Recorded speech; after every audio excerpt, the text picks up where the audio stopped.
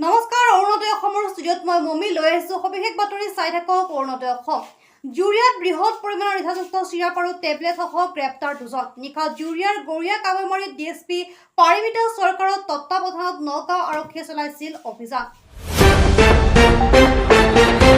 অভিযানত জব্দ ৯৫টা নিচাযুক্ত চিৰাপৰ লগতে ৬৯০টা নিচাযুক্ত টেবলেট। গড়িয়া কাৱৈমাৰীৰ চৌকতলিৰ বাসগৃহত চলিছিল আৰক্ষীৰ এই অতৰ্কিত অভিযান।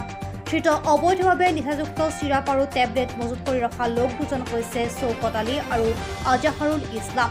পূৰ্বতে দুজনৰ মৃত্যু হৈছিল নিচাযুক্ত চিৰাপ খাই। ৰাইজে গাঁওখনক নিচামুক্ত কৰিবলৈ আহ্বান জনায় আৰক্ষী প্ৰশাসনক।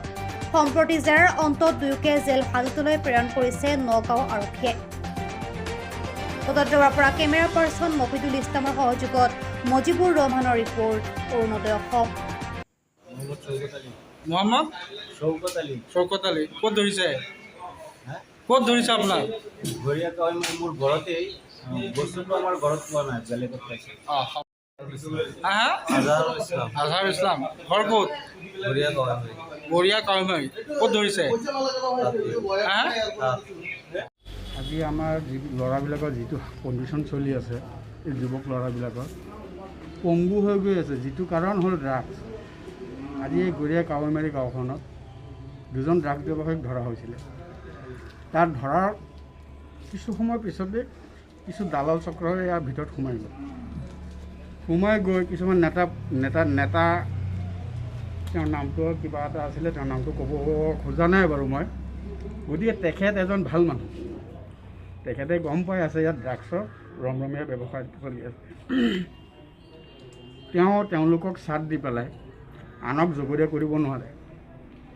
গতিকে তেখেতে নিজে আমাৰ যি নেকি কানুন আছে, আইন আছে, আমাৰ প্ৰশাসন আছে, তেওঁলোকৰ লগত জড়িত হৈ পেলাই গাঁওখনত আৰু কোন কোন মানুহে কৰি আছে এইটো পৰিচালনা কৰি পেলাই গোটেইখিনি উলিয়াব লাগে। আপোনাৰ অভিযোগবিলাক পংগু হৈ গৈ আছে। ড্ৰাগছ মুক্ত হ'ব লাগে ন? ড্ৰাগছ মুক্ত হ'ব লাগে, যেনে আমাৰ গোটেই দেশখন ড্ৰাগছ মুক্ত হ'ব লাগে, প্লাছ আমাৰ গাঁওখনো হ'ব লাগে। আজি গাঁওখনৰ মানুহে যদি তেওঁলোকক চাথ দিয়ে, সেই দূৰৰ পৰা আহি চাথ দি আছে, বহুত দূৰৰ পৰা আহি চাথ দি আছে। কিয়? এই দালাল চক্ৰসকলক আমাৰ প্ৰশাসনসকলে অতি সোনকালে এৰেষ্ট কৰি জেল হাজতলৈ প্ৰেৰণ কৰিব লাগে। আজি এই দালাল চক্ৰৰ কাৰণে আমি পৃথিৱীখনত চলা কষ্ট হৈ গৈ আছোঁ। গতিকে দালালৰ ওপৰত টানকৈ কঠোৰভাৱে এটা সিদ্ধান্ত ল'ব লাগে।